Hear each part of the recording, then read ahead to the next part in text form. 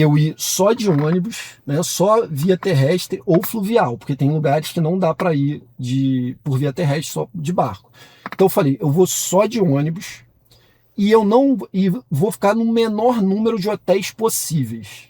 Não vou de ônibus, vou ficar no menor número de hotéis possíveis. Para isso, o que eu vou fazer? Como eu tenho um plano numa academia, que tem academia que eu vi em todas as capitais, eu vi, tem essa academia aqui em todas as capitais. Pode falar que a academia... É Smart Fit. Tá. Tem Smart Fit em todas as capitais. Aí eu falei, então o que eu vou fazer? Eu pego um ônibus, por exemplo, a primeira cidade que eu fui foi Curitiba. Eu peguei um ônibus São Paulo a Curitiba, desci na rodoviária de Curitiba, aí procurei a Smart Fit mais perto da rodoviária. Fui na Smart Fit mais perto da rodoviária, deixei lá minha mochila, peguei um Uber até a feira, fui na feira, peguei um Uber até a Smart Fit, tomei banho, voltei para a rodoviária e fui para a próxima capital. Então a dinâmica perfeita seria isso: rodoviária, Smart Fit, feira, Smart Fit, banho, volta para a rodoviária. Muito bem, mais um Leadercast. Eu sempre começo contando como é que o meu convidado veio parar aqui. Estava eu navegando pelos Instagrams da vida, quando entra uma DM para mim, uma mensagem direta, né? Pô, Luciano, meu nome é fulano, tô trabalhando no negócio de feiras do Brasil. Eu falei, ih, cara, tem café no bule. Parei ali, falei, não quero saber mais nada. Vem cá estamos nós, né? Alguns dias depois, né? O programa começa com 3 perguntas, que são as únicas que você não pode errar, tem que acertar, o resto você pode chutar à vontade, tá? Então, seu nome, sua idade e o que você faz. Tá bom. Prazer estar aqui. Meu nome é Diogo, tá? Tenho 44 anos e eu sou a pessoa que faz o mapeamento das feiras no Brasil. Eu sou o Indiana Jones das feiras no Brasil. Cara, mapeamento de feira. Cara, esse negócio vai longe. Nasceu onde você? Eu nasci no Rio de Janeiro. Carioca, bicho. Carioca. E você mora em São Paulo ou tá por aqui de passagem? Moro em São Paulo já há cerca de 20 anos. E aí, cara? Como é que o carioca se sente morando em São Paulo? Olha, eu fui perguntado esses dias, na viagem que eu estava fazendo, percorrendo as feiras no Brasil, me perguntaram qual era a cidade que eu mais gostava no Brasil, né? Perguntaram qual é a cidade que você mais gosta no Brasil. E eu falei São Paulo. Aí o cara ficou curioso, né? Foi até um mototáxi que me perguntou, ele ficou curioso, falou, cara, mas São Paulo, você está conhecendo tanto lugar bonito, tanto lugar legal. Eu falei para ele, cara, o que mais me interessa nos lugares são as pessoas. E o lugar onde tem mais pessoas diferentes, onde eu encontro mais pessoas assim diversas e eu tenho mais histórias, é em São Paulo. Em São Paulo é onde se concentram pessoas de todo o Brasil. Então tá em São Paulo é estar um pouquinho em todo o Brasil. Por isso que eu amo São Paulo. Você tá falando com um cara que mora aqui há 51 anos, né? Sim. Eu cheguei aqui com 18, fazer 51 esse ano aqui, e é uma paixão, né? São Paulo é uma loucura, cara. E tem os problemas que todo mundo sabe que tem, qualquer lugar do mundo que você vai tem. Cara, o Rio de Janeiro, eu amo o Rio de Janeiro. E é aquele horror, né, bicho? Você chega lá, é uma preocupação direto, mas aquilo é maravilhoso, cara. E tá no Rio é uma delícia. Tenho muitos amigos no Rio de Janeiro, é sempre muito legal. Cada lugar que você vai é uma coisa diferente. Depois que o bichinho de São Paulo morde você, Sim. É duro desmorder, cara. Eu viajo pro interior com minha cidade de Bauru lá. Cara, 3 dias depois já tô me coçando todo, né? Falei, cara, tá muito sossegado isso aqui. Mas faz parte, né? E o Rio de Janeiro, eu acho que é melhor você estar como turista do que como morador, no meu ponto de vista, né? É melhor eu ir lá como turista do que morador. Mas, cara, qualquer lugar do mundo é melhor você estar como turista, né? O turista... Outro dia eu vi uma definição muito legal. O cara falou o seguinte: turista é o bicho que vive uma vida de rico. Se ele tentar fazer em 365 dias o que ele faz durante os 15 dias de férias, ele quebra, né? Porque você está sempre descompromissado, não estou vivendo as cagadas do lugar. Eventualmente, claro, às vezes acontece alguma coisa, mas no momento você vai, cara, tô passeando, tô num lugar novo, tô comendo um restaurante diferente. Por mais que eu esteja sem grana, né? Eu tô vivendo uma realidade que não é o meu dia a dia. Quando vira dia a dia, aí o bicho complica, né? Mas de qualquer maneira, eu gosto muito do Rio de Janeiro, cara. Você nasceu lá no Rio, na cidade do Rio? Carioca da cidade do Rio? Nasci na cidade do Rio, num bairro chamado Praça Seca. Praça? Seca. tem ideia de onde é isso, cara. Nem um carioca conhece direito a Praça Seca. Quem mora na Praça Seca, muitas vezes nem fala que mora na Praça Seca. O cara fala que mora no Valqueire, o cara mora no Campinho, o cara mora em Madureira. Mas na Praça Seca o cara não fala que mora. Mas eu nasci na Praça Seca, eu sou da Praça Seca. Legal. Tem irmãos? Tenho uma irmã. O que teu pai e tua mãe faziam? Ou fazem? Meu pai é taxista, né? Sempre foi taxista, né? E minha mãe é professora de arte. Que legal. Professora de arte do colégio que eu estudei praticamente a minha vida inteira. Você... Como é que é o teu apelido quando você era criança? Cara, nesse colégio que eu trabalhava, o meu apelido era Cavalo. Eu sempre tive esse apelido Cavalo. Hoje em dia, até as pessoas que, por um acaso, descobrem esse apelido, porque muitas vezes você posta alguma coisa lá no Instagram, aí a pessoa comenta, boa, Cavalo. Aí o pessoal descobre, entendeu? E aí fica... Por que Cavalo, cara? Cara, Cavalo, uma das hipóteses que a galera mais zoava era por conta do nariz, falava que tinha um nariz de cavalo, e também por grosseria em futebol, essas coisas. Falava, o cara é um cavalo, o cara é um cavalo. Então, eu tinha esse apelido aí que me acompanhou por muito tempo mesmo, até o dia que minha mãe reclamava que me chamavam de cavalo. E aí teve um dia, acho que foi a última aula que eu tive com minha mãe, a minha mãe fez a chamada e falou, em vez de falar meu nome, que ela sempre falava, ela falou Cavalo. Aí todo mundo explodiu de rir. Então, assim, tem essas coisas curiosas. Ligava pra minha casa e falava, o cavalo tá aí, minha mãe não tem cavalo, batia o telefone. Então, assim, era aquele apelido que pegou mesmo, sabe? Puta bullying, cara. Que saudade dos bullying, bicho. Saudade, que legal, né? Saudade. O que o cavalo queria ser quando crescesse? Cara, assim, num primeiro momento, e eu acho que até uma perspectiva ingênua, assim, de criança mesmo, era ser piloto de avião. Eu não sei por que eu tinha isso na cabeça e eu falava isso para minha mãe, piloto de avião. Mas foi uma coisa que foi por água abaixo muito rápido, por conta de eu ter um problema na vista muito complicado, um problema que não tem correção, um problema no nervo óptico. Então, assim, para qualquer hipótese que eu olhasse para querer ser piloto de avião, fazer uma academia, fazer uma prova militar, eu não conseguiria ir adiante. Eu até depois fiz algumas, assim, sabe aquelas carreiras militares que você começa no segundo ano, no terceiro ano? Eu até fiz no vestibular também uma opção militar, mas em todas as provas que eu passei, eu ficava reprovado no exame médico oftalmológico. Então, assim, eu tinha primeiro um sonho de ser piloto de avião, depois virou um sonho de ser, por não poder ser piloto de avião, ser militar, e depois nem militar eu consegui ser por conta da vista. Então, assim, essa foi meu primeiro sonho, né? O que aqui é assim, tá? O papo vai de um lado, vai pro outro. Sim, sim, fica à vontade. Como é que um garoto, cara, tem seus sonhos eliminados por conta de uma deficiência, cara? Quando bate em você, eu não posso, porque eu tenho uma deficiência que não vai me deixar continuar o meu sonho. Como é que você lida com isso, cara? Com 14 anos de idade, com 13 anos de idade, hein? Então, eu acho que até muitos textos que eu escrevi sobre isso, né, foram na perspectiva de isso ter me incentivado a ser criativo, a ser um criativo. Por quê? Porque eu precisei repensar meus sonhos, eu precisei recriar meus sonhos.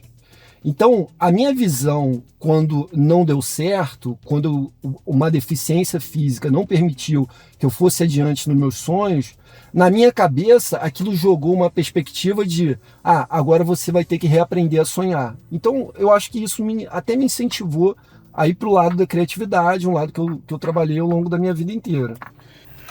Eu converso com muita gente aqui, né? A turma que vem aqui no Leadercast. E essa pergunta é meio capciosa, né? Quero saber o que você sonhava quando era moleque, né? E tem um monte deles que tem esse tipo de cara, meu negócio era jogar futebol. Até o dia que eu descobri que não ia rolar. Ou eu quebrei o joelho, ou os moleques que jogavam eram muito mais craques do que eu, e eu sabia que o meu sonho não ia poder seguir. E assim tem um monte de histórias aqui, né?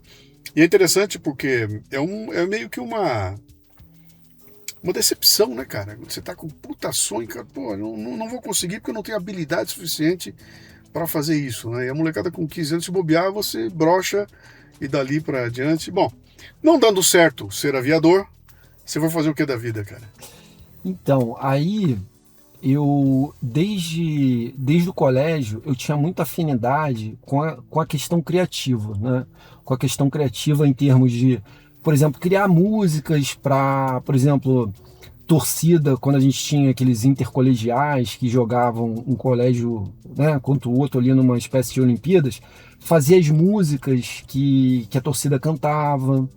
Eu tinha muita facilidade de escrever as redações e às vezes ir bem ou ir mal, mas a professora entender que ali tinha um aspecto, né, uma veia ali que queria indagar alguma coisa, questionar alguma coisa.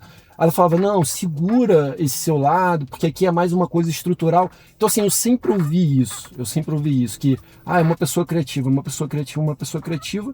E aí ficou muito claro na minha cabeça, naquela oportunidade, que propaganda, publicidade, comunicação era o caminho. Então, eu fui para esse caminho aí da criatividade em si, né? A ferradura no teu pescoço é por causa do cavalo? Também. Mas vamos lá, você foi por esse mundo. Quer dizer, a mãe, professora de artes, né, cara? É claro que o moleque vai puxando algum lado aqui, né? Mas eu quero chegar nesse, onde você veio parar hoje aí, né? Sim. No fim, você foi trabalhar com isso? Com propaganda, com comunicação? Eu trabalhei com propaganda cerca de 20 anos aí, né? Em agências de publicidade, enfim.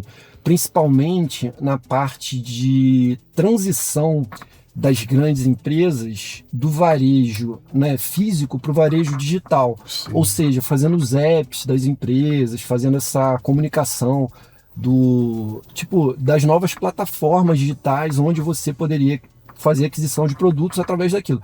Então, as maiores empresas do Brasil, né, nesse segmento, eu ajudei a fazer essa transição digital. E muitas delas tinham como propósito essa coisa da inclusão digital do brasileiro que ainda não estava, né, ali no dia a dia do mercado digital. Então, assim, trabalho com isso, logo no começo já era a internet, né? Quando eu comecei já tinha essa pegada. Então, assim, eu sempre trabalhei com internet, eu sempre trabalhei no mercado digital e eu sempre trabalhei fazendo a divulgação dessas empresas. Eu vou te contar uma historinha sobre essa integração digital aí, que você vai ver como o bicho pegava, cara. Eu sou um pouco mais velho que você, né? Muito mais velho que você, né? Começo dos anos 90 e alguma coisinha, eu tava numa grande indústria de autopeças, como de gerente, depois virei diretor na indústria, né? Minha área era o marketing e tudo mais. E a gente, antenado o que estava acontecendo, a gente digitalizou o primeiro catálogo da empresa. Foi eu que fiz. Montei o catálogo em PageMaker num XT. Telinha preta, daquele que você movia o desenho daqui para cá e ficava uma ampulheta esperando pensar para mexer de lugar. Mas eu fiz o primeiro catálogo. E a gente, com aquele negócio novo na mão, falou, cara, isso aqui muda tudo, porque imprimir catálogo para o mercado de automotivo era um perereco, cara, gastava um dinheiro sem tamanho, tinha que renovar, todo ano tinha que imprimir um negócio louco. Pô, entrou o digital, eu falei, é isso, bicho, nós vamos trabalhar para isso aí. E aí, nós decidimos fazer uma campanha para mandar os disquete daquele, o disquete molengo, para os clientes com o catálogo digital dentro dele, porque isso ia ser uma revolução e tudo mais, e fomos descobrir que a maioria dos clientes não tinha computador, cara. Então a gente fala hoje nós vamos fazer inclusão digital, temos que botar o 5G para todo mundo, um tablet para cada um. Cara, eu sou da época em que os caras não tinham computador e a gente foi obrigado a postergar por anos a digitalização, até o cliente não só ter o computador, como lidar com ele, né? Passar seu dia a dia, né? Mas essa perspectiva de desbravar esses mundos tecnológicos é uma loucura, né? Estamos assim hoje com a IA, né? E aí, cara, como é que você chega nesse negócio de feira? Você saiu do mundo da propaganda, você foi trabalhar por conta própria, o que você foi fazer? Até pegando o gancho no que você falou, a última empresa que eu trabalhei, que era uma coligada do Santander, que é a Web Motors, que começou com os catálogos, né? Começou colocando online a tabela FIP, basicamente isso, né? Cara, a Web Motors começou comigo, bicho. Então. Eu era patrocinador do comecinho da Web Motors, cara. Eu trabalhei lá 3 anos e meio agora. Foi a última empresa que eu trabalhei. Mas agora, faz pouco tempo? Recente, foi a última empresa que eu trabalhei antes. Eu tô falando pra você da Web Motors quando foi fundada lá atrás. 95. Sim. A gente tava com eles, pô, alguma coisa nova tá acontecendo aí. Puta, cansei de me reunir com os caras, a gente patrocinou, foi muito legal. Ó, a largada foi lá, né? Sim. Mas e aí, cara, como é que você... Assim, como eu costumo dizer que essas, vamos dizer assim, ideias de plataforma, elas nunca acontecem como muitos falam assim, como você teve essa sacada? Não existe isso, né? Isso é assim, é uma construção ao longo da sua vida que vai te levando a fazer associações até você chegar naquele formato. E o formato, assim, por exemplo, de fazer o mapeamento das feiras, ele foi também mudando ao longo dos anos. Tipo, eu comecei a pensar nessa ideia tem basicamente uns 5 anos, né? Não é de agora. Eu botei ela de pé agora, mas ela já tem uns 5 anos, mais ou menos, né? Ela começou porque eu vi, né, nesse processo de trabalho que eu tinha, de entender o consumo na internet, de entender as necessidades do brasileiro com relação à compra e principalmente à venda, né, em plataformas, eu via que tinha um entrave muito grande para quem queria vender. Assim, o cara tem, por exemplo, uma produção de broches. O cara tem uma produção de broches. Como é que ele faz para vender isso online? E aí eu sempre recebi, como eu andei muito pelas feiras, sempre conversando com as pessoas das feiras, eu sempre recebi desse pequeno empreendedor essa questão. Falou, pô, mas se eu for cuidar lá do marketplace que eu coloco meu produto, eu não posso ficar mais na feira, porque é o dia inteiro recebendo mensagem, é o dia inteiro tendo que manejar as coisas, é o dia inteiro. Então, assim, não tinha uma plataforma simples para esse pequeno empreendedor. E eu descobri isso quando eu morava em Balneário Camboriú. Eu tinha que fazer um brinde para um produto que eu tinha lá numa empresa que eu trabalhava, que era uma produtora de matcha, sabe, um chá matcha. Então a gente tinha umas latinhas de matcha que precisava vender, precisava fazer um lançamento, a gente precisava de um brinde. E eu queria escolher um brinde que tivesse a ver com o produto, né? Um brinde que fosse ali no mesmo universo semântico ali do chá. E aí eu descobri uma barraca numa feira que era perto da praia ali de Balneário Camboriú, que o cara fazia cuias, daquelas cuias, né, gaúchas, né, para tomar chimarrão, mas era uma cuia mais parecida com copo, era uma coisa mais autoral e tal. E aí quando eu vi aquilo, eu falei, pô, o brinde é esse. Quanto é que você faz essa cuia aqui? Aí ele falou, faço R$40 a cuia. Eu falei, não, mas se eu pedir 1000 cuias? Aí falou, não, então eu vou te mostrar o meu ateliê para você ver. Aí ele me mostrou o ateliê dele, né, ficava perto, e o cara tinha, sei lá, umas 5.000 cuias estocadas. Aí eu falei para ele, cara, por que você não vende isso na internet? Aí falou, por causa disso, porque eu não tenho uma plataforma simples, eficaz. Eu precisava, talvez, que a pessoa, ao invés de comprar na internet comigo, ela só pegasse um contato por geolocalização e soubesse que eu estava aqui, né? O cara tá ali, pesquisou a feira, achou o produtor, foi lá e falou com ele. Então, ele precisava de uma coisa mais simples, mais humana, que ele pudesse colocar um e-mail ali, umas fotos e pronto. Entendeu? Então, foi a partir disso que eu comecei a pensar, né, no mapa das feiras, que eu comecei a pensar em... Isso pré-Mercado Livre? Não, isso foi basicamente há 5 anos atrás. Já tinha Mercado Livre, então. Esse cara podia estar vendendo a cuia no Mercado Livre. Podia, mas não era o que ele queria. Não era, porque ele precisava ter muitas interações ali dentro do Mercado Livre para poder ele administrar aquelas vendas, entendeu? Ele não queria fazer o processo online, ele só queria que as pessoas conhecessem o trabalho dele e soubessem onde ele estava. Era isso basicamente que ele me pediu. Ele falou assim, eu só queria que as pessoas conhecessem a minha barraca, soubessem que eu estou aqui e que eu vendo cuias. E aí depois, se elas querem conversar comigo, ela vai para o meu WhatsApp ou ela vem aqui presencialmente. O problema é que ele falava que no Mercado Livre ele não conseguia nem botar nenhum contato dele. Ele precisava fazer tudo pela plataforma. Sim. Então ele não queria ficar preso àquilo. Ele queria divulgar o trabalho dele. E aí eu falei, pô, seria bom criar uma plataforma que não houvesse barreiras de entrada.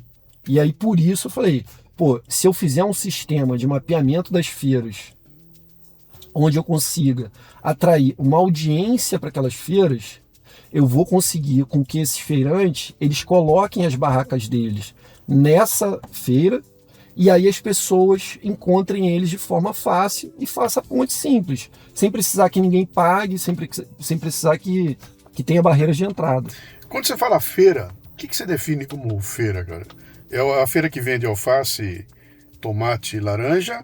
Ou é a feira de artesanato? O que você pensa quando você fala feira? Então, tem as duas modalidades. No feirou, o trabalho forte é basicamente em cima das feiras organizadas pelas prefeituras. Então, quando eu menciono feira relacionada ao feirou, são principalmente as feiras de produtos alimentícios, de frutas, de verduras, são esse tipo de feira. Por quê? Porque é esse tipo de feira que tem os dados públicos disponíveis para que eu possa fazer o mapeamento. Então, assim, todo o mapeamento ele é feito de uma forma muito simples. Por quê? Porque nos sites da prefeitura geralmente tem essas informações que são dados públicos. Então, eu consegui mapear o Brasil inteiro colocando cerca de 2.100 feiras ali, porque são dados públicos. Então, eu consegui planilhar todas as feiras que tem em cada prefeitura e subir dentro da plataforma. Então, basicamente, 95% das feiras que tem dentro do feirou são feiras organizadas pelas prefeituras, são feiras de abastecimento, reabastecimento. Então, o teu projeto, a tua startup virou uma plataforma chamada Feirou, Sim. que tem dentro dela todas as feiras que você conseguiu mapear no Brasil, né? Sim. Por que eu que moro em Pelotas vou me interessar pela Feirou que fala da feira de Aracaju? Inicialmente tem aquele processo que toda empresa passa, que é o processo de expansão, né? Então, assim, você imagina que uma empresa comum, né, uma empresa normal, pode até ser uma empresa digital, por exemplo, sei lá, esses dias eu vi um novo aplicativo de carros blindados. Ao invés de você pegar um carro normal, você pega um carro blindado. Uhum. Então imagina que o processo de expansão das empresas ele é lento e demorado, né? Você pegar empresas aí que hoje atuam no Brasil inteiro, elas demoraram 1 ano, 2 anos, 5 anos para elas atuarem no Brasil inteiro. O Feirou, ele está exatamente nesse processo. Assim, para você pensar, só em São Paulo são mais de 1.000 feiras. Mais de 1.000 feiras. E quando você fala feira, aquela que acontece toda semana, isso, num bairro, naquela rua. A feira começa de madrugada, termina... Exato. As feiras organizadas pela Prefeitura de São Paulo. Né? Só em São Paulo são 1.000 feiras. Então, assim, o processo de mapear as feiras, capital por capital, é um processo muito demorado. Assim, embora pareça simples, porque tem uma planilha no site das prefeituras, existe uma planilha, mas assim, imagina que as prefeituras, elas não têm uma unidade com relação ao tratamento desses dados. Elas não têm, por exemplo, o que eu preciso da feira, né? Eu preciso do nome da feira, do endereço com CEP, do horário que ela acontece, né? Que começa e termina, e basicamente isso. Só que eu preciso disso organizado de uma maneira que entre na planilha ali com uma certa facilidade. As prefeituras, elas às vezes não disponibilizam CEP, às vezes o horário está errado, às vezes a localização não é aquela, não é atualizada, às vezes quando entra uma prefeitura não atualiza o que a outra fez. Então imagina que existe aí um problema para ter esses dados aí de forma utilizável, né? Então assim, o que aconteceu? Eu fiz São Paulo, aí eu vi que dava para fazer o Rio, aí eu fiz o Rio. Aí eu vi que dava para fazer BH, aí eu fiz BH. Aí eu vi que dava para fazer Salvador. Aí eu entendi que se eu fizesse as capitais, eu já teria, né, uma presença em todo o Brasil, pelo menos os estados eu estava ali completo. Agora entra na segunda fase, que é a fase de mapeamento geral. Então assim, no Brasil, feiras mapeadas e organizadas por prefeituras e governos são 10.100 feiras, cerca de 10.100 feiras. Eu mapeei somente 2.000 feiras, 2.000 feiras. E no total, se você coloca as feiras que não são oficiais são 30.000 feiras. Então, olha o tamanho desse ecossistema. Sim. Então, assim, para eu entrar nesse trabalho pesado e conseguir mapear, não sei, uma cidade pequena, qual a cidade que você mencionou? Esqueci. Aracaju. Aracaju. Se bem que Aracaju está mapeado. Aracaju está mapeado. Mas para eu mapear uma cidade do interior do Rio, eu vou ter que entrar com uma equipe mais parruda, entendeu? Não pode ser só eu. Então, assim, eu estou buscando aí investimento, estou buscando parcerias para poder fazer esse mapeamento completo aí das cidades. Deixa eu entender essa tua plataforma. Qual é o objetivo dela para mim? Quem é teu público?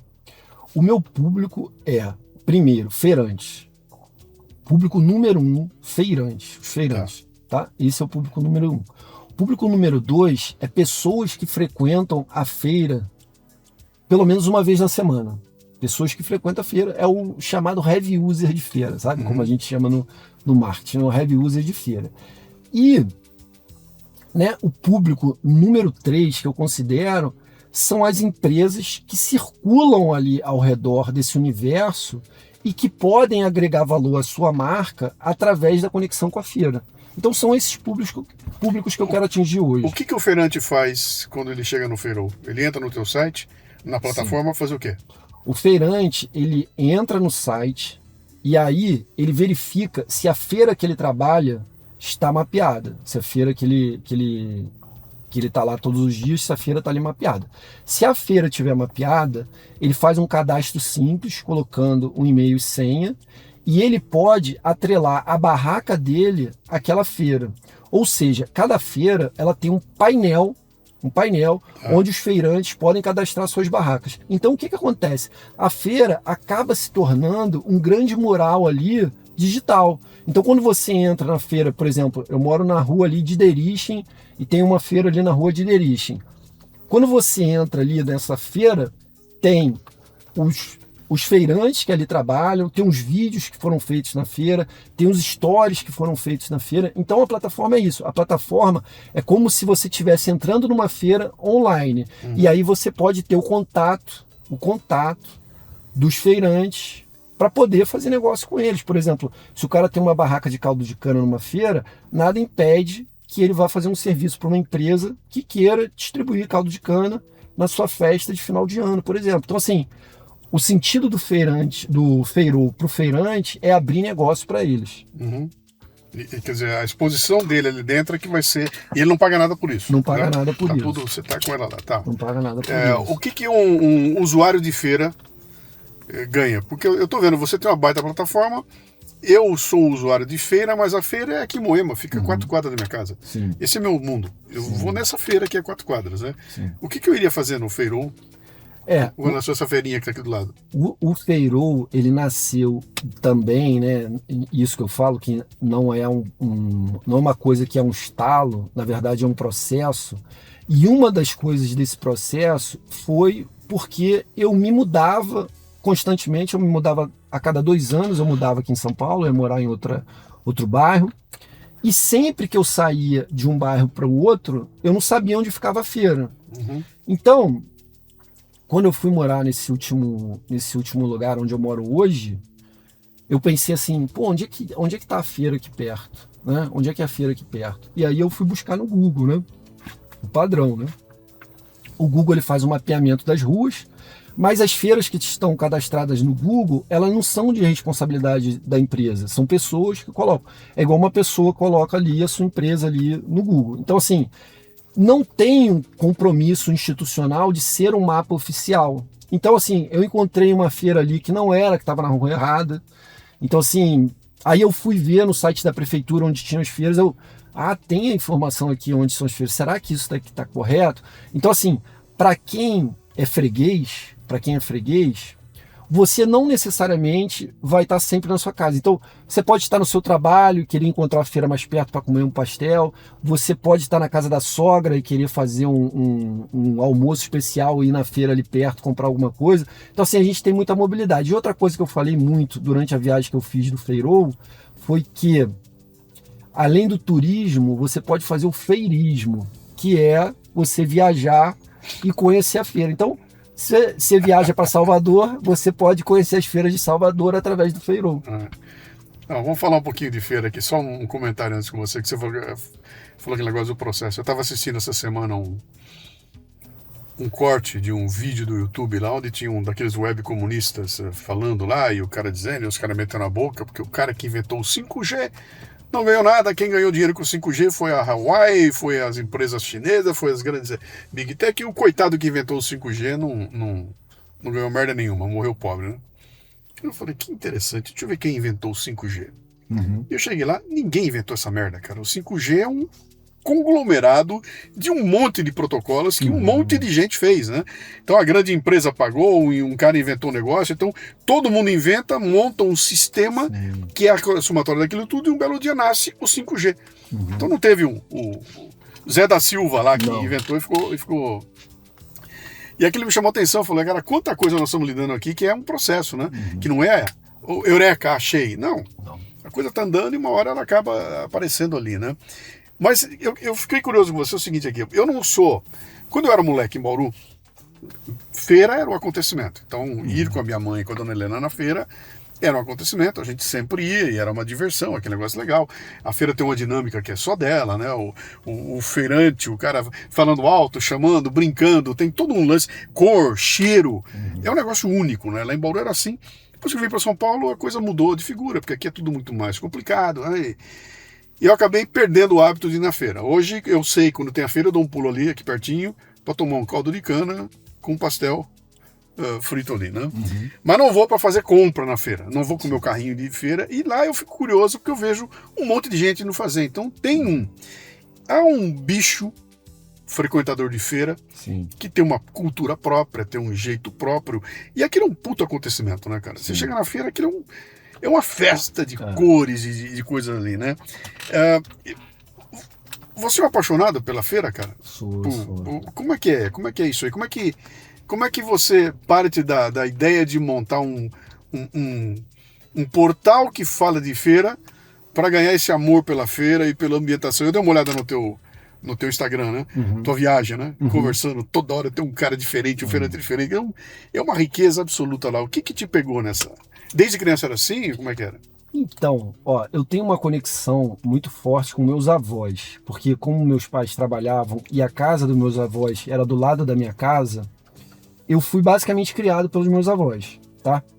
E os meus avós eram pequenos comerciantes, vamos dizer assim. Comerciantes, assim, bastante... Como eu posso chamar... Né? Bastante até amador, assim, né? Não tinha institucionalizado, por exemplo, microempresa, nada. Eram comerciantes, assim, francos comerciantes, vamos dizer assim. Que nem a gente chama hoje, por exemplo, na feira tem ali os comerciantes que eles têm a concessão da prefeitura e tem os comerciantes que ficam ali nas redondezas, né, da feira e tal. Então, assim, o meu avô, por exemplo, ele comprava pão na padaria e levava o pão de bicicleta para as casas do bairro, né? Então ele fazia esse serviço de, vamos dizer assim, delivery, e ele comprava o pão por um preço e colocava ali os centavinhos dele de ter carregado por bicicleta. Então teve sempre essa relação com o comércio. A minha avó vendia bolinho de aipim e vendia xarope. Ela fazia xarope, aquele xarope de erva, xarope medicinal e tal. Ela fazia isso. E sempre tiveram relação com feira, de levar para as barracas venderem para eles. Eles nunca tiveram uma barraca, um espaço na feira, mas eles sempre olhavam para a feira de uma maneira até um sonho de algum dia estar ali. Um sonho de algum dia estar ali. E meu avô, a partir de uma certa idade, né, quando eu tinha ali por volta dos 14 anos, o meu avô começou a me participar muito das aventuras, vamos dizer assim, dele, porque ele não conseguia mais carregar as coisas do jeito que ele carregava antes. Então meu avô já tinha para lá dos seus 85 anos, e aí ele me levava para as aventuras dele.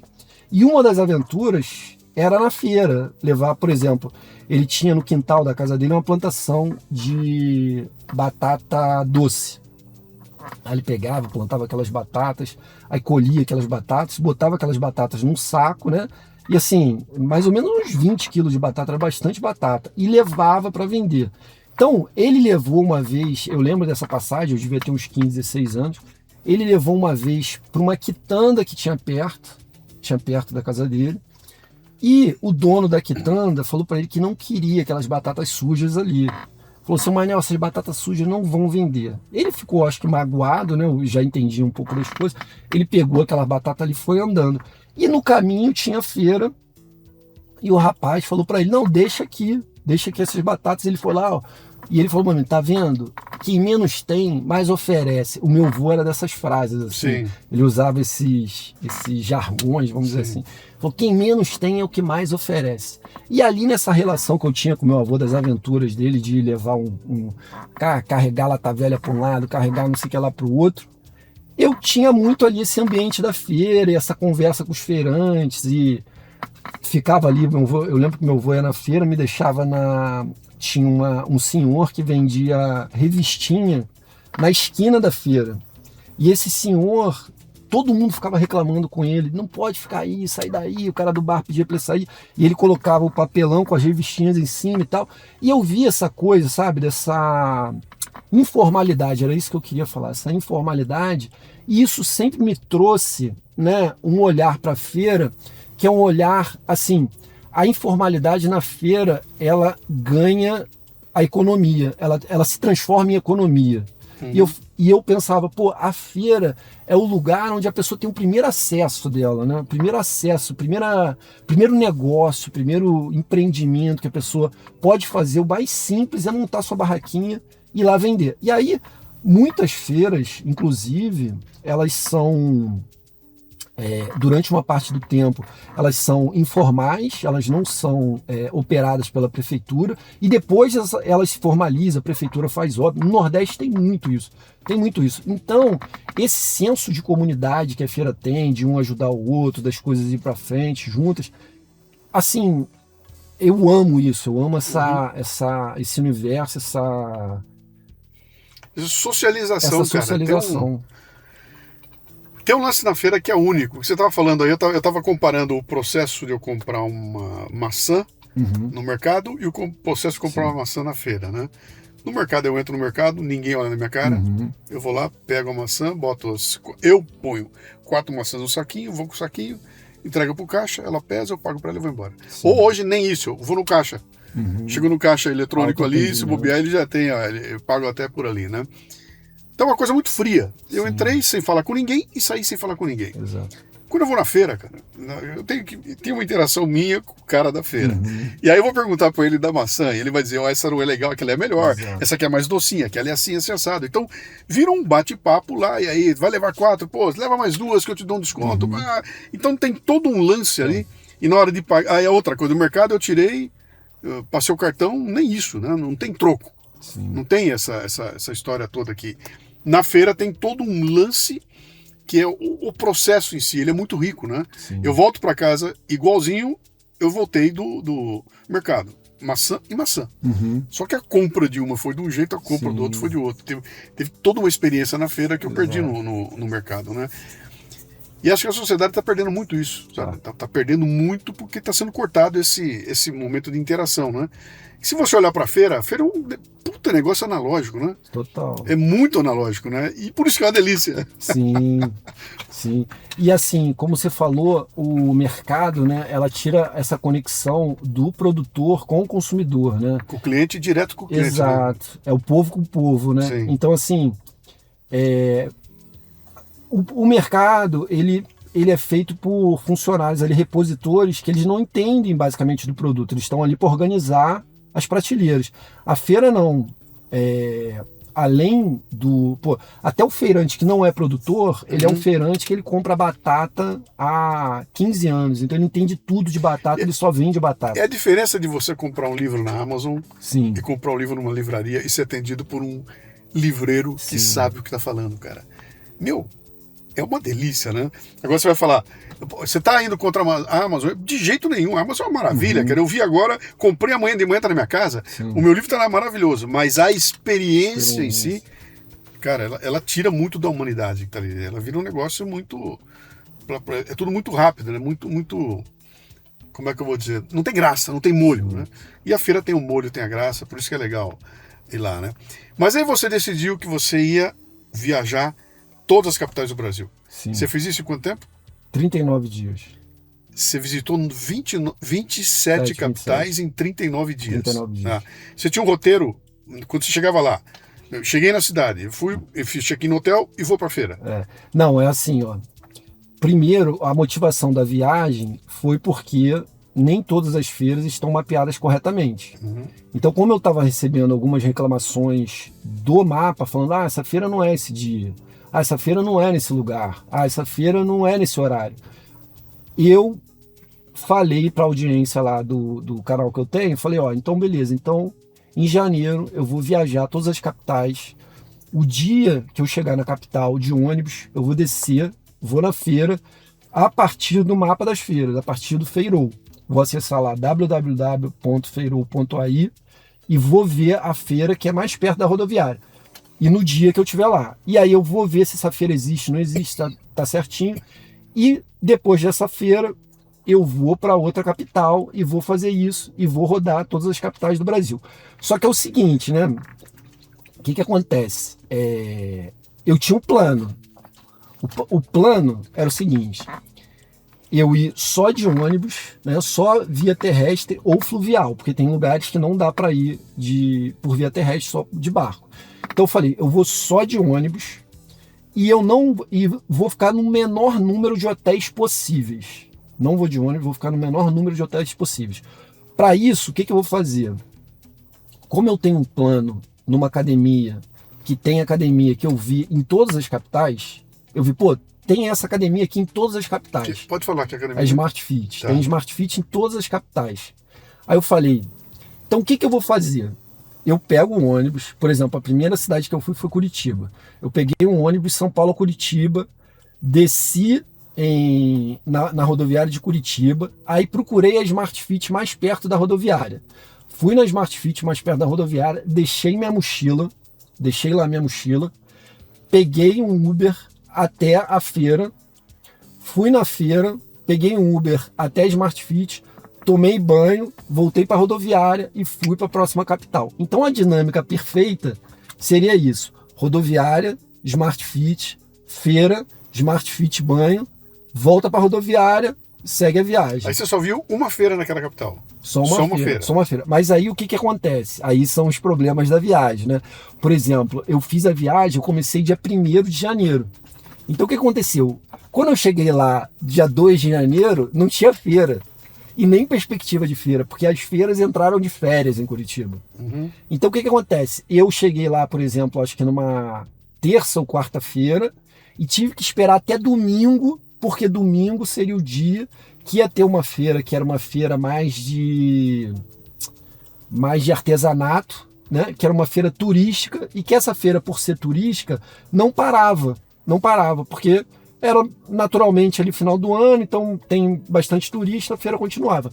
Então eu precisei, por exemplo, ficar em Curitiba alguns dias até que a feira acontecesse. Aí depois de Curitiba, eu fui para Florianópolis. Dormiu onde em Curitiba? Dormi no hotel, Curitiba. Curitiba você eu dormi tinha no essa hotel. alternativa, né? No hotel. Porque eu achei que você ia falar assim, que eu lancei no meu canal os lugares que eu ia estar, quando eu chegava lá alguém me recebia, me levava para casa. Não. Mas você ficou lá, e aí você saiu de Curitiba, Fui para Florianópolis. Tá. Aí em Florianópolis aconteceu a mesma coisa. Era começo do ano ainda, né? Acho que era ali pelo dia 8, por aí, e só ia ter feira no final de semana, no sábado. Aí eu tive que ficar um dia em Florianópolis. Aí fiquei um dia em Florianópolis, e aí dormi, aí no dia seguinte consegui ir na feira. Aí em Florianópolis, como eu fiquei 2 dias, eu consegui ir em 2 feiras.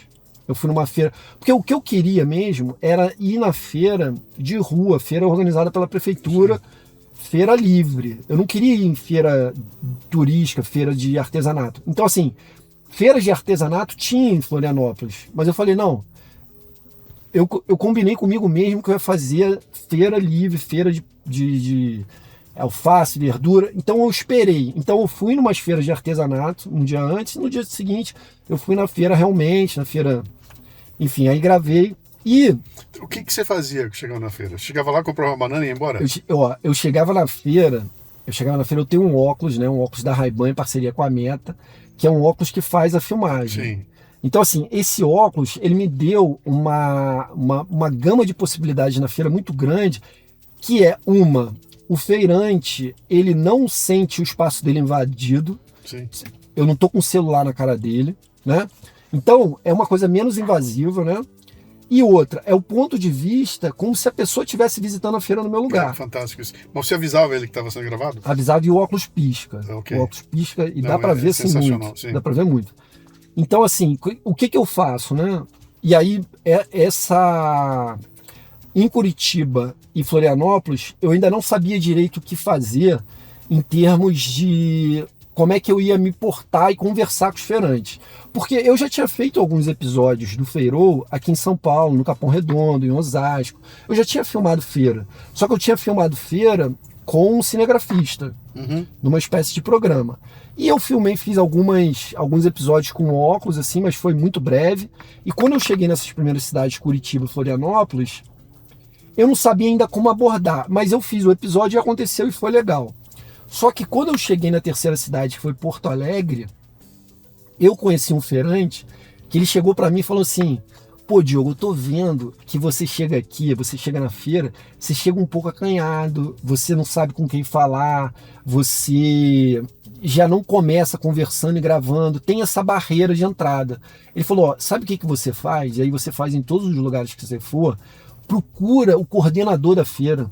Porque em toda feira tem um coordenador. E esse coordenador é o cara que já entende mais de internet, é o cara que sabe a importância de divulgar a feira para as pessoas, é o cara que vai te abrir as portas. E aí, batata, foi isso que eu fiz em todas as feiras. Eu chegava na feira, quem é o coordenador, quem é o responsável pela feira, quem aqui pode conversar comigo. E aí eu chegava na feira e explicava, né? Explicava basicamente ali, menos de um minuto, eu falava, ó, Feirou é uma plataforma digital que faz o mapeamento das feiras. A gente tem uma espécie de mural de cada feira. Eu vou filmar aqui a tua feira hoje e esse vídeo vai para o mural da feira. Depois vocês vão poder cadastrar a barraca de vocês e ter a presença digital onde pessoas vão procurar por vocês através do site Feirou, que é o mapa geral das feiras. Então, aí o cara fala, pode filmar, vem aqui. Em um minuto eu virava, basicamente, assim, sendo bem sincero, eu virava de ninguém, porque eu estava chegando numa cidade que eu não conhecia ninguém, eu virava da pessoa que é ninguém, a melhor oportunidade que o cara estava tendo no dia dele. O cara achava aquilo sensacional, ele acessava o site, ele via que tinha a feira dele ali, ele falou, cara, agora parecia que agora vai, sabe? E existe assim, os feirantes, né, você estava falando de mercado, a proliferação do mercado está sendo assim esmagadora, né? Essas empresas. O supermercado, né? O supermercado e os mercados também, aqueles mercadinhos de autoatendimento. Isso continua. Ah, sim, os Oxxo da vida. Minuto. Sim. Então, assim, isso aí está interferindo muito na feira. Muito na feira. Porque as pessoas, elas acabam preferindo a comodidade do mercado. Sim. Elas acabam preferindo ali a conveniência. Só que o que acontece? Você está num ambiente ali de ultraprocessados, você está num ambiente onde você não conhece a procedência dos produtos, onde, enfim... Prós e contras, o mercado está aqui do lado, aberto todo dia, eu sei que a hora que eu chegar lá tem maçã, Sim. Eu não preciso esperar até quarta-feira para comprar, tem toda uma... Se bobear, eu tenho até um esquema, tô veinho, o garoto traz o carrinho para mim até em casa, tem todo um lance de conforto que... Cara, não dá pra lutar contra, né? É o Uber, bicho. Não. Dá pra brigar contra o Uber? Não dá, bicho. Ele te dá um conforto tão grande que você não consegue brigar com ele. Mas tem o senão, né? Você tá realmente no ambiente do ultraprocessado. Ali é um outro mundo, é uma outra realidade ali. Se você abrir mão... E aí é que eu queria chegar, era uma pergunta que eu fiquei curioso, né? Quando você visitou as feiras, você consegue ver claramente uma idade média de frequentador de feira? Não consigo. É velhinho? É 45 mais, né? Tem muito, né? Mas assim, é o que... Isso também abre portas, tá? Isso também abre portas. Por exemplo, eu tava para fazer uma reunião com a Drogazil, né? Então, assim, você imagina que a similaridade de públicos aproxima também patrocinadores. E aí, o que acontece? Um dos papéis que o Feirou tem é de trazer o público jovem para a feira. Então, como assim, a feira, ela traz uma cultura de compra, de consumo, que você não precisa, por exemplo, ter roteiros. Eu não preciso ir com um roteiro pronto para feira. Eu não preciso elaborar personagens para feira. Eu não preciso pensar em muitas situações que vão acontecer. Porque só o fato de você ir à feira já vai te trazer um dia completamente diferente na sua vida. Então, assim, essa experiência de visitar a feira já é um acontecimento. O que precisava é que alguém colocasse isso num palco. E é isso exatamente o que eu estou me propondo a fazer, a trazer a feira para o palco, para a vida das pessoas, para o digital, para o cenário, para você ter facilidade de achar a feira mais perto, para você entrar na internet e ver uma feira, para você ligar a televisão e você se sentir entrando numa feira. Então, esse é o projeto básico. Você falou uma outra coisa interessante, quer dizer, se eu for numa feira no Rio de Janeiro, eu vou encontrar nessa feira o carioca raiz. Sim. Eu não estou numa feira de artesanato onde os visitantes estão... Não, quem está naquela feira é o carioca. Eu vou para Belém do Pará, naquela feira vai estar o paraense. Quer dizer, você está no âmago da cultura regional ali, né? Você conseguiu perceber isso? Você consegue perceber a feira? Você entrou numa feira e não falou com ninguém. Você consegue, se eu te largar num lugar, você consegue dizer, pô, eu tô em tal lugar? Consigo. Pô, tem um bordão que eu usei a viagem inteira, que é: quem conhece a feira, conhece a cidade inteira. Quem conhece a feira, conhece a cidade inteira. Por quê? Porque, assim, né, quando você faz turismo, quando você visita uma cidade, se você não for naquela cidade, sei lá, 5, 6, 10 vezes, você vai conhecer os clichês daquela cidade. Sim. Você vai no padrão ali, no default, no que todo mundo costuma ir, né? Só que assim, você pode fazer isso. Só que se você colocar no roteiro uma feira que seja, uma feira livre, uma feira de bairro, você vai conhecer ali o sotaque, você vai conhecer os produtos da estação, você vai conhecer como as pessoas interagem, você vai conhecer qual o assunto do momento, você vai conhecer qual o time ali que está sendo falado, você vai ter ali aquela colher ali, né, que você prova um pouquinho de toda a sopa que é o lugar. Então, assim, a feira, ela traz o DNA da cidade, Então, assim, quem conhece a feira, conhece a cidade inteira, assim. Mas para isso, eu não posso ir na feira, chegar e comprar uma banana e ir embora. Se eu quiser tirar proveito da feira, deve ter um roteiro, isso, né? Cara, para ir numa feira, você precisa necessariamente fazer mais do que comprar banana e ir embora, né? Então, olha, você precisa tomar o caldo de cana, sim, tem que procurar o que está acontecendo, se tiver música, ambiente, tem que ficar lá um pouquinho, tem que conversar com o feirante, tem todo um lance lá para você tirar o melhor que a feira pode dar, né? Sim. Assim, por exemplo, teve cidades onde tem muita cultura de dar uma provinha da fruta, né? Tem cidades que tem, assim, você anda a feira, você praticamente almoça. Você anda a feira ali... Só provando fruta, só provando as coisas. E tem lugares que não tem muito isso, que as pessoas não dão prova. Então, assim, também tem de cada lugar, de cada situação. Mas o básico, assim, da feira é você tomar um caldo de cana ali, tomar uma água de coco, comer um pastel. Tem lugares, teve numa feira em Cuiabá, que eu comi uma espécie de chipa, sabe aquela chipa que tem do Paraguai? Chipa, que é tipo um pão de queijo grande, assim? Pão de queijo, acho que eu sei o que é, meio um pastel. Mas não sabia que chamava chipa. Então, mas eles chamam de outra coisa, agora eu não vou me recordar, mas foi em Cuiabá, que é tipo uma rosca grandona, parece um pão de queijo gigante, que eles fazem com polvilho. Pô, bom demais. Aí os caras tomam com café, e assim, eu tava em Cuiabá, tava 43 graus. Aí eu ainda falei, né, no episódio lá, falei, me dá um pouco desse café aqui, que eu quero sentir o calor cuiabano na veia. Aí o cara me deu, eu comi.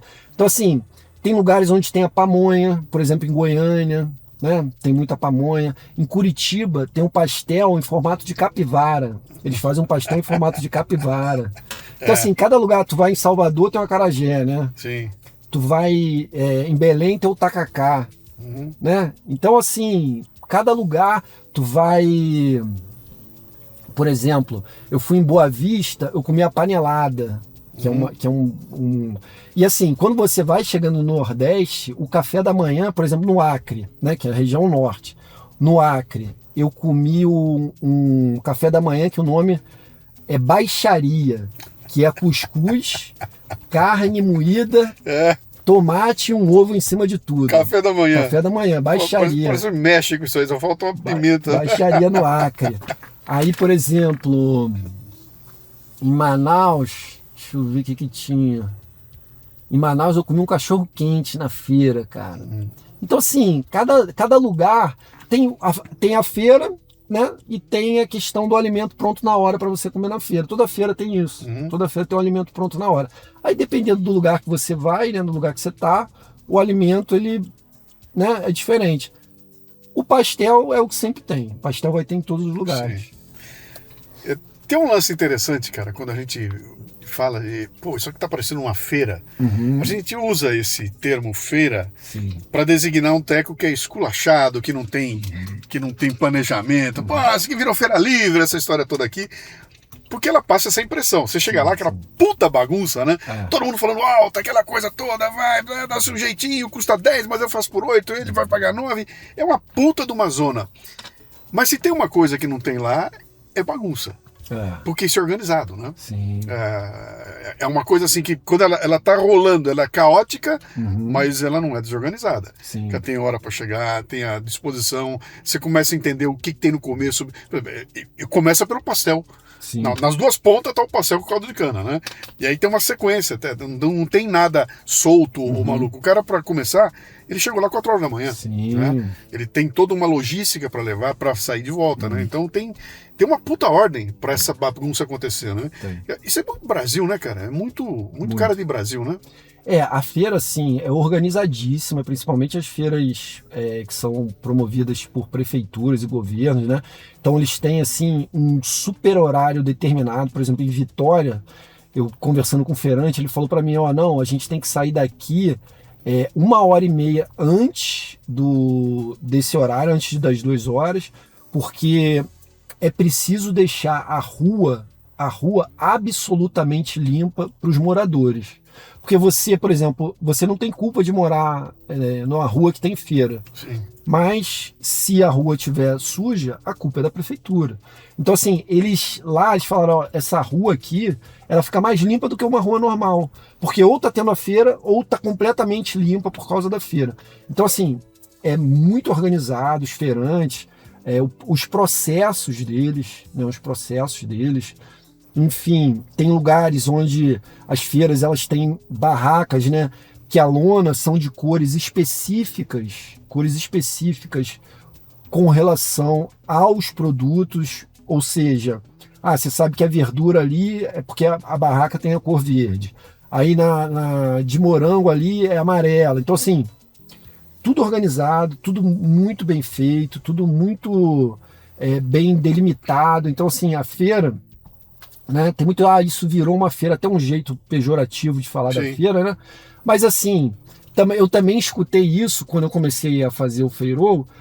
Uma pessoa chegou para mim e falou assim, cara, se você conseguir organizar a feira, no digital, você consegue organizar qualquer segmento do mercado. Isso aí vai ser uma vitrine pro teu trabalho. Eu falei, não, tá. Mas a pessoa também não conhece, né, às vezes o dia a dia da feira. Uma das formas que eu conheci a feira mais profundamente é porque eu tinha um dupla, né, que trabalhava comigo na agência.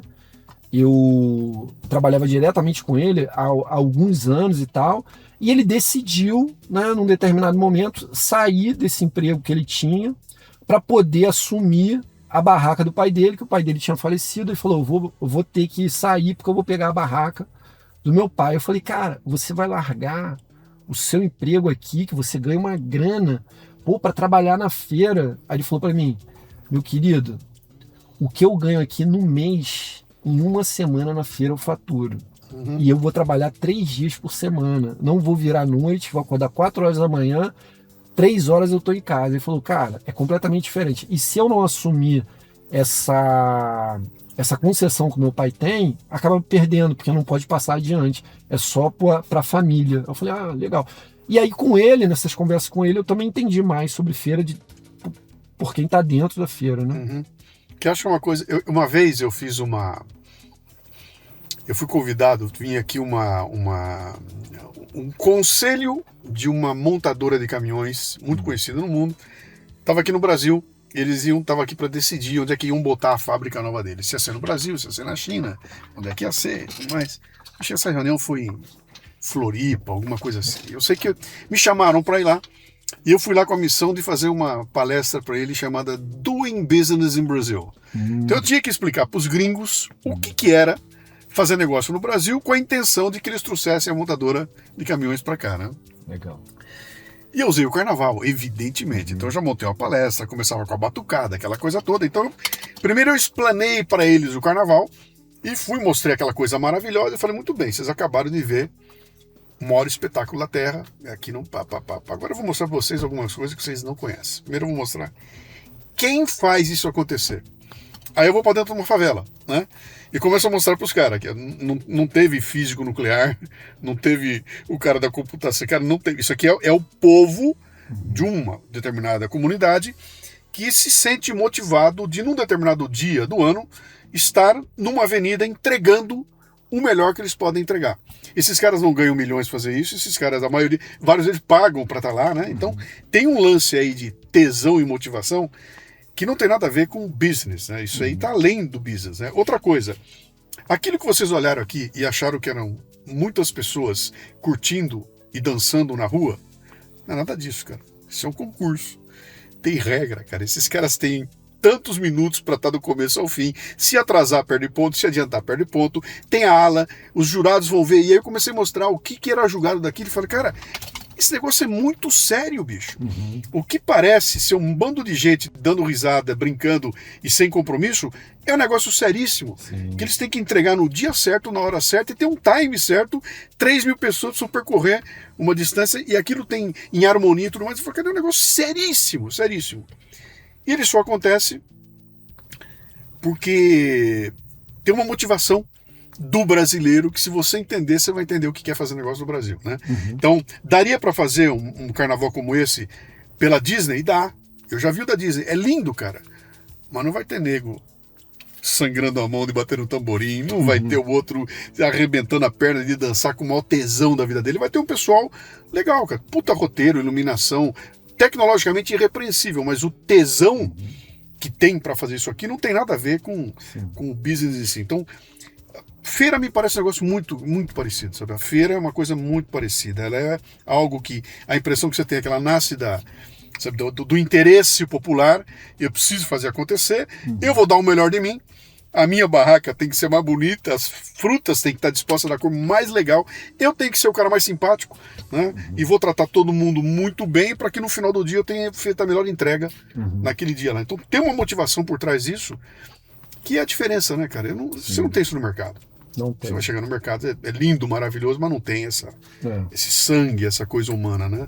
Sim. Cara, esse negócio é fascinante, bicho. Dá pra fazer um estudo antropológico do Brasil do ponto de vista da feira. Né?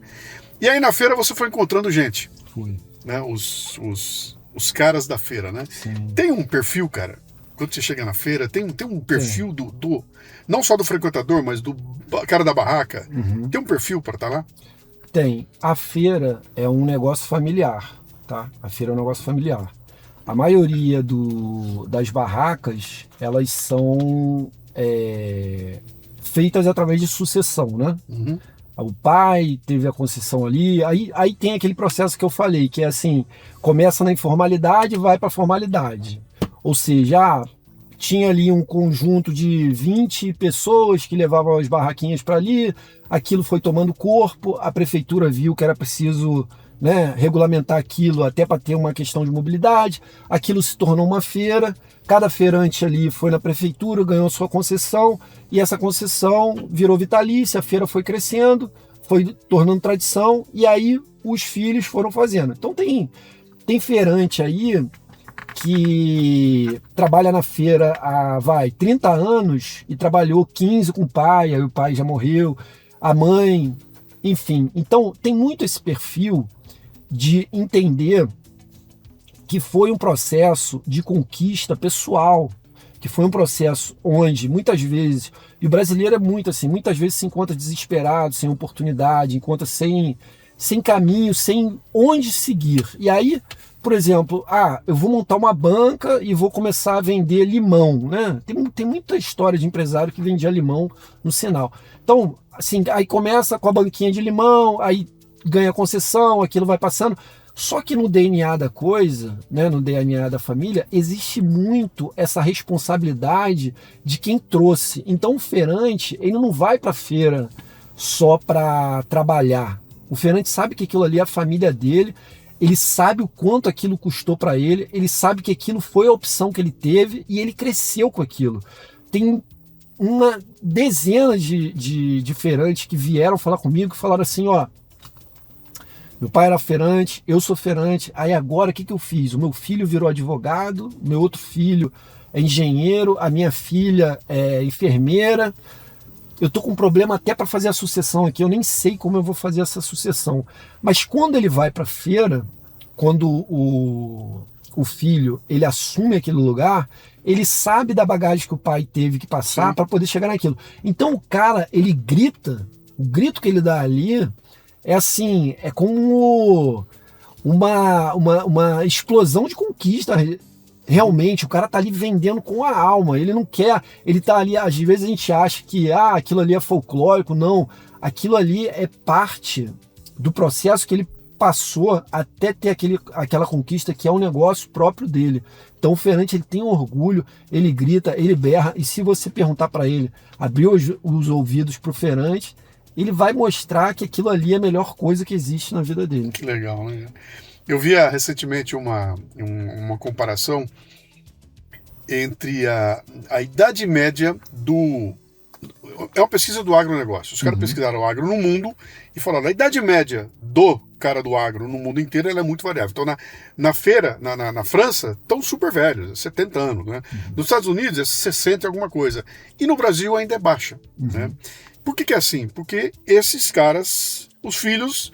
Eu não quero ficar na fazenda, cara. Eu me formo, eu vou para assim. Então, a garotada tá indo embora, eles estão com um puta problema de sucessão. É um assunto que já está sendo discutido no Brasil, porque muitos, cara, meu filho se formou, minha filha se formou, um foi embora para não sei onde, outro eles não querem. Um virou engenheiro e não querem tocar isso aqui.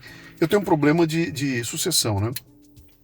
Isso eu tinha perguntado para você ali atrás, a gente passou por cima, vamos voltar naquilo lá. Você consegue ver uma idade média de feirante e de frequentador de feira? Tá. Cabelo branco? O frequentador mais um pouco. Mais um pouco. Feirante é uma idade, assim, 35, 45 anos. Agora, eu não sei também se isso é enviesado, porque eu olho mais para os velhinhos. Né?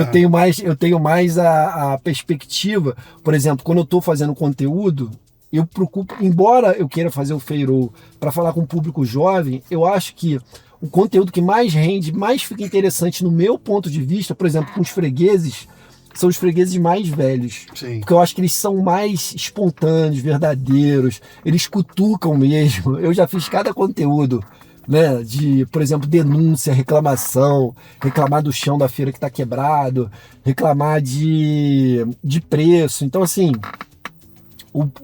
Então, talvez eu tenha um olhar com o freguês mais para os fregueses mais da terceira idade, porque eu já faço aquele filtro ali de conteúdo.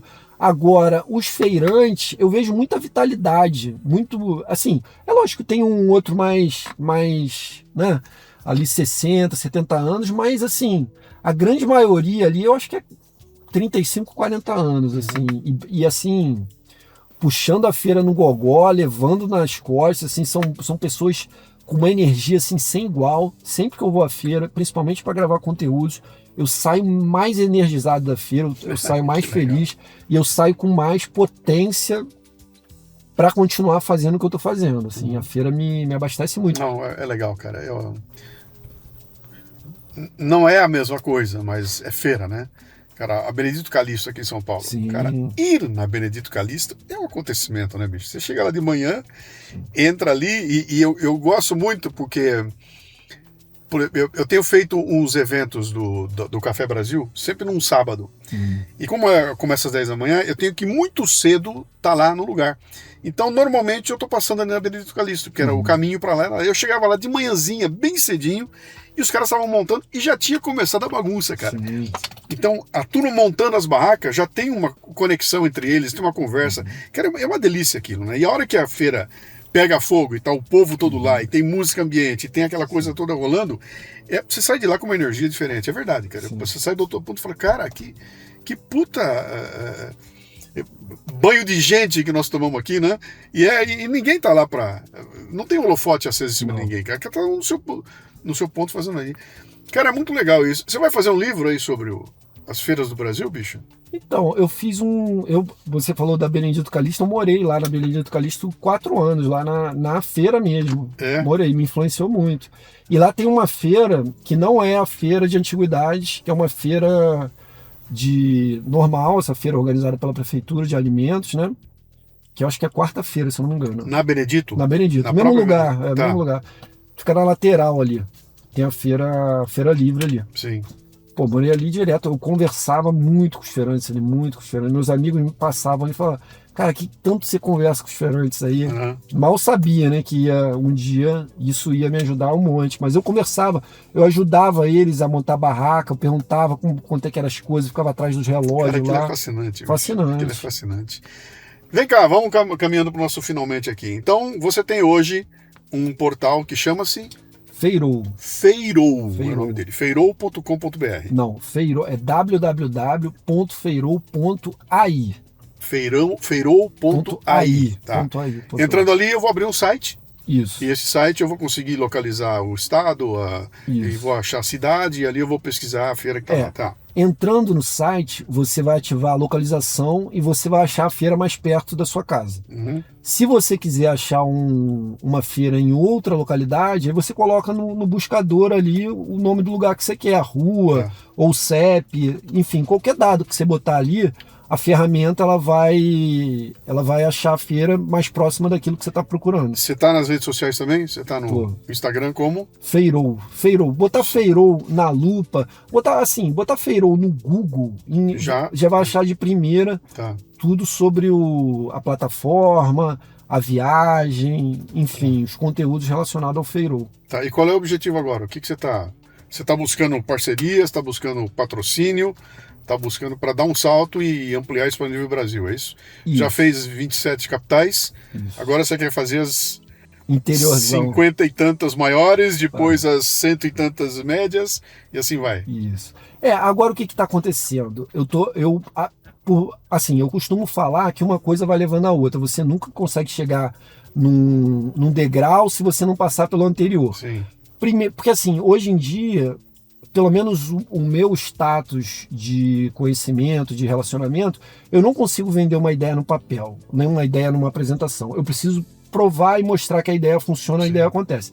Então eu precisei fazer primeiro o site, para poder a pessoa entender que existe um site. Depois eu precisei fazer um mapeamento de todas as capitais, para a pessoa entender que aquilo ali vai ser um site funcional. Depois eu precisei fazer a viagem, para a pessoa entender que aquilo gera conteúdo. E aí, a partir agora dessa viagem que eu fiz, dos episódios que eu fiz, eu consegui contato com algumas emissoras para poder ter um programa na TV. Feiras do Brasil. Feiras do Brasil, Feirou TV, enfim.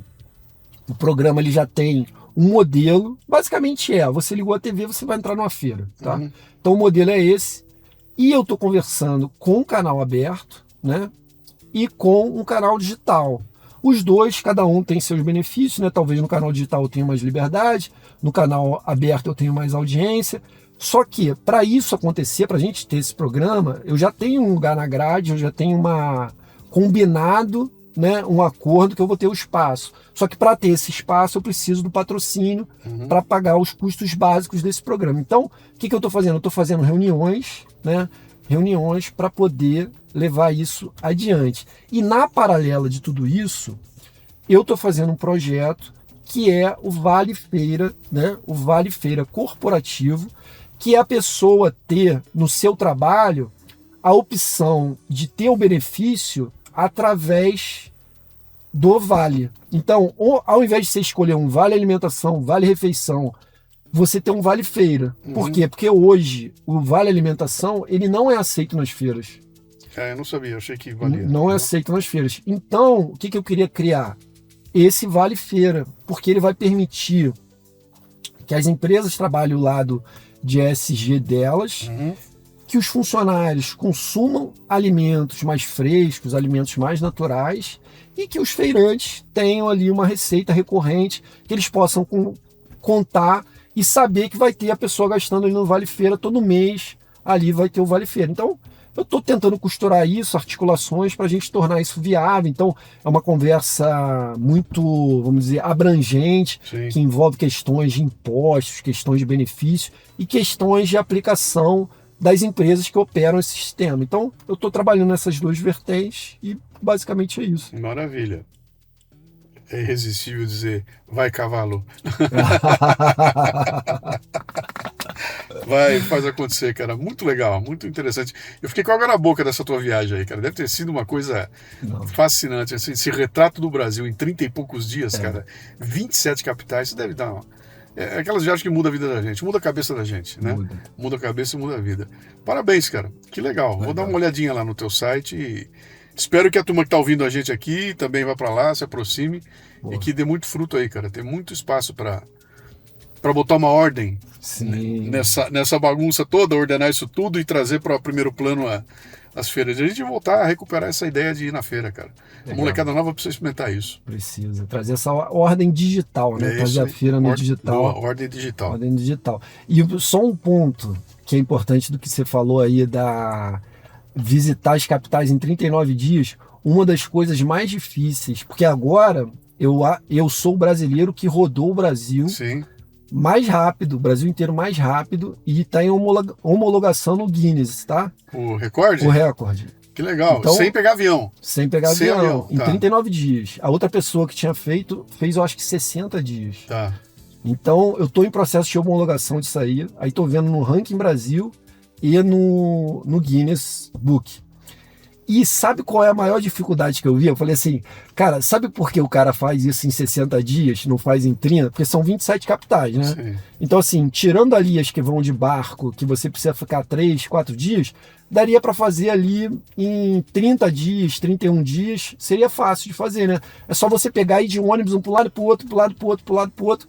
Só que é o seguinte, a dificuldade é você não querer ficar naquele lugar, entendeu? Então o cara faz em 60 dias que ele... tô em Salvador, não vou dar uma paradinha aqui, tô no Acre, quando que eu vou estar no Acre de novo? Pô, Boa Vista, meu irmão, vou ficar aqui mais tempo. Macapá, quero Macapá para mim. Então, assim, essa é a grande dificuldade do Brasil, de percorrer o Brasil. Sim. Uma é estrutural, as rodovias são difíceis, outra é fluvial, o mercado lá de transporte de navios é super, né? Como é que eu vou dizer?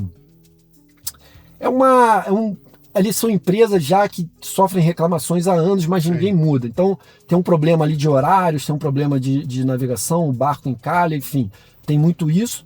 Mas eu acho que o principal de você conseguir se locomover no Brasil de forma rápida é você querer sair dos lugares que são maravilhosos. Cara, boa. Bem-vindo. Grande Obrigado. Papo aí. Sucesso. Vai cavalo. Vai cavalo. Feirou. Feirou TV, a feira livre com você. Valeu, um abraço. Boa.